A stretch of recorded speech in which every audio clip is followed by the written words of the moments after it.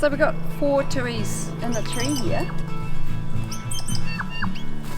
Well, they're here because of all the pest control, which means they can survive, but they're also here because of the tui feeder. They breed on Turi Matangi and some of the other treasure islands, and birds travel through what's called the northwestern wild link across to the Waitakere Ranges. So often high up in the sky I'll see kaka flying across. In the past, what was happening, because there was very little pest control happening here in Greenhithe, is they simply got killed on the way through. But now, because so many people are doing the pest control, we're seeing the bird life flourishing. Yeah, so much of Greenhithe is gully. I just love the fact that where I live, I have a gully right along my backyard there, and my journey towards restoring the gully started probably about 5 years ago, when I was just sitting having a nice drink in my spa actually one night about 5 years ago, and I suddenly heard this really strange chattery twittery noise, and there were rats, a couple of rats having a fight on the branch of that big pine tree in behind, and I thought, that can't be right. And then I sort of thought about it, and I thought, yeah, the birds have gone really quiet around here lately. And I had a realisation that we must be having a rat plague in the gully, and so I started setting a Tim's trap and some rat traps, and I just couldn't believe the number of pests. Every time I set a trap, there was another kill. And I mean, I don't like killing creatures at all actually, and I certainly don't like creatures to suffer. But at the end of the day, I love the birds, and apparently every rat that you kill saves 50 birds.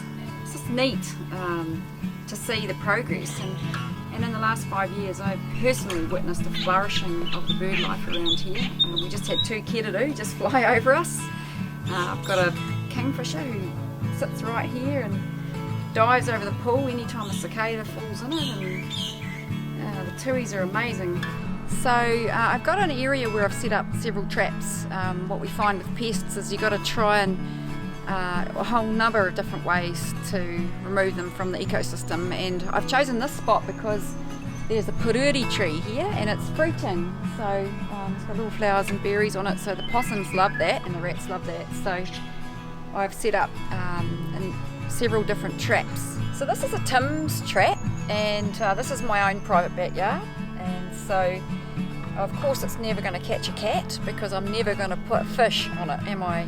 It's got a little segment of apple in there, which possums really like, and giant rats. And Richard showed me this cool trick. So this is a mixture of 10 parts of flour and 1 part of cinnamon.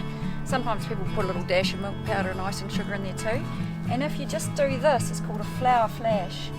If you just put your flour up, set your trap and put your flour up like that, that really attracts possums. And I don't know if must be a mixture of the smell and the vision, and maybe it moves around in the wind in the night. But that is a very effective way to catch a possum, and I have removed over 80 possums from my backyard in the last 3 years. So the birds are coming in and they're feeding on the Nico and pururi, and then their droppings have seeds, and because the pests have been removed, the seeds are now able to grow. So Richard Chambers has established a formal bird count using scientific methods. So basically every November there are now 5 areas in Greenhithe that have 5 sites, and they get done 3 times each every November by different people, and all that data has now been collected, so we can actually measure whether we're having a positive effect on the bird life in Greenhithe.